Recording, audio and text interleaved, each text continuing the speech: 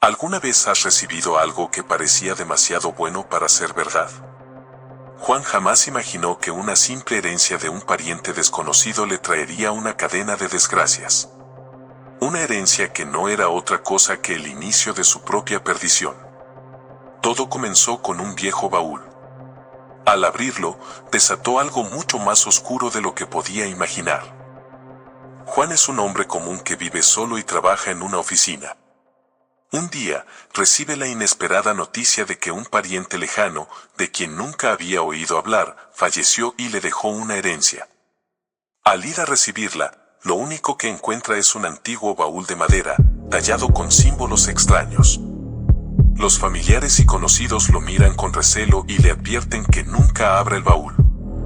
Sin embargo, intrigado por su contenido y buscando respuestas, decide ignorar las advertencias. Al abrir el baúl, Juan encuentra objetos extraños, un viejo espejo agrietado, algunas joyas y un pergamino escrito en un lenguaje que no entiende. Sin saberlo, al abrir el baúl ha despertado una maldición que ha perseguido a su familia por generaciones. Poco después, fenómenos inquietantes empiezan a suceder. Al principio son sutiles, sonidos en el pasillo cuando está solo y figuras fugaces que ve con el rabillo del ojo. Pero cada noche, las manifestaciones se vuelven más intensas. Mientras los sucesos paranormales se vuelven más intensos, Juan decide investigar la historia de su familia, convencido de que el origen de esta maldición está enterrado en algún rincón oscuro de su linaje. Al principio, sus investigaciones no dan fruto. Muchos documentos están incompletos, y los archivos familiares parecen desvanecerse en el tiempo. Finalmente, después de días de búsqueda obsesiva en bibliotecas y registros viejos, encuentra el nombre de su pariente en un antiguo recorte de periódico de la época colonial. El artículo describe la muerte de Gabriel Montemayor, un hombre conocido en su época como el usurpador de almas. Gabriel, impulsado por su ambición desmedida, había hecho un pacto con una entidad oscura para obtener poder y riqueza, sacrificando a inocentes y condenando a sus propios descendientes. Este pacto, en forma de maldición, sellaba su destino y el de todos los Montemayor que vendrían después de él.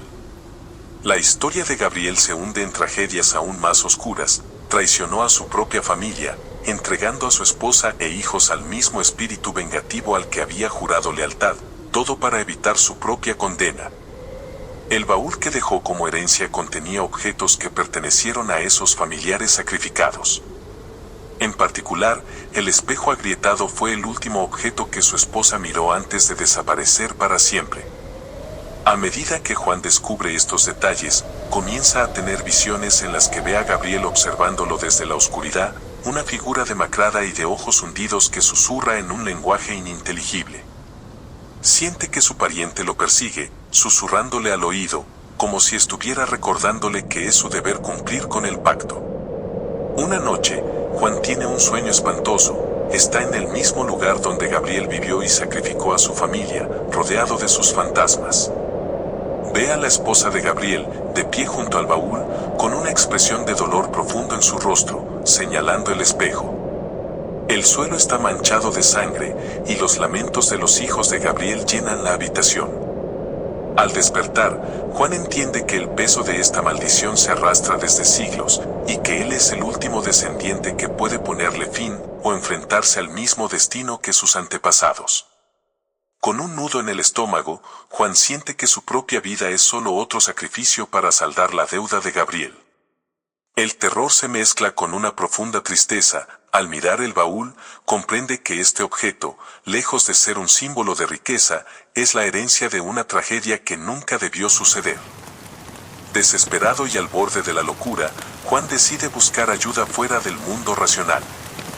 Luego de varias recomendaciones, encuentra a don Eusebio, un anciano que vive en las afueras del pueblo. Conocido por sus conocimientos sobre lo paranormal y por haber ayudado a otros con maldiciones familiares en el pasado. Al llegar a su humilde choza, don Eusebio observa a Juan con gravedad, como si ya conociera el oscuro destino que lo acecha. Esa maldición no es fácil de romper, le dice el anciano, con voz áspera y entre susurros. No es solo tu vida la que está en juego, sino la de todos aquellos que nunca encontraron paz.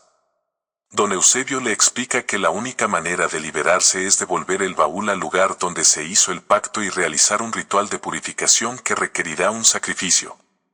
Algo valioso que simbolice la ruptura definitiva con su linaje maldito.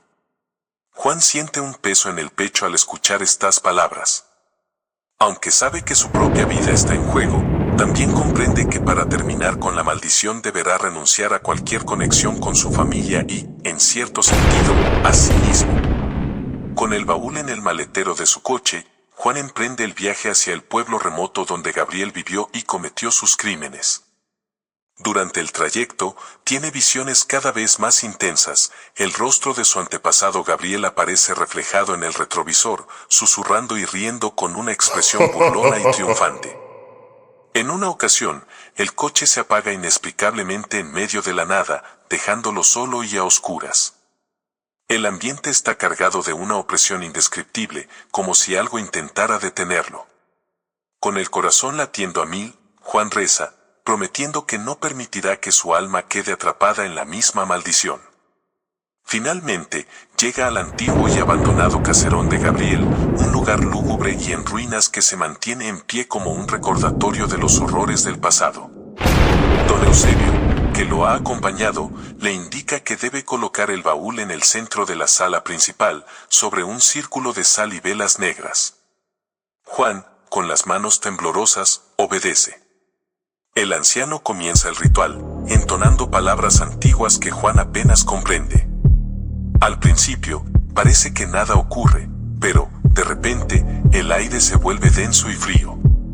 De las sombras de la sala emergen figuras espectrales, son las almas de los familiares sacrificados, incluyendo la esposa y los hijos de Gabriel, que parecen observar a Juan con una mezcla de tristeza y esperanza, como si aguardaran su liberación. Don Eusebio le pide a Juan que haga su sacrificio final, debe quemar una reliquia familiar, el último vínculo que lo une a su linaje, algo que le fue dado por su madre y que ha guardado con cariño toda su vida. Juan duda, recordando los momentos felices de su niñez, pero entiende que esta es la única manera de cerrar el ciclo. Entre lágrimas y con un nudo en la garganta, coloca la reliquia sobre el fuego del ritual. En ese instante, el suelo tiembla y las figuras espectrales se disuelven en un grito de alivio y libertad. Juan observa cómo el baúl se consume en llamas negras y, con él, todos los rastros de la maldición. Sin embargo, antes de desaparecer por completo, la figura de Gabriel aparece una vez más, gritando con furia, como si estuviera condenado a sufrir eternamente. Juan siente que el peso de la maldición se desvanece. Sin embargo, sabe que el sacrificio lo ha cambiado para siempre, ha perdido una parte de su identidad, ha roto con su linaje, y en el proceso, ha dado una parte de su alma para que los demás descansen en paz. Con el ritual en marcha y el baúl envuelto en llamas negras, parece que el tormento finalmente va a terminar. Pero justo cuando las figuras espectrales empiezan a disiparse y la maldición parece liberarse, una fuerza invisible y arrolladora recorre la sala. La figura de Gabriel Montemayor aparece frente a Juan, más tangible y más furiosa que nunca, envuelta en sombras que parecen brotar de su propio ser. Su voz, rasposa y llena de odio, llena el lugar. ¿Crees que puedes liberarte de mí tan fácilmente? Yo no fui condenado solo, ustedes, mis descendientes, llevan mi sangre y cargarán con mi legado oscuro para siempre. Don Eusebio intenta detener al espíritu, pero Gabriel es demasiado fuerte. Las velas parpadean, el círculo de sal se rompe, y el baúl comienza a temblar como si algo dentro de él luchara por salir. Juan cae de rodillas, enfrentándose al espectro de su antepasado, sintiendo en carne propia el dolor y la desesperación de todas las víctimas que Gabriel sacrificó en vida.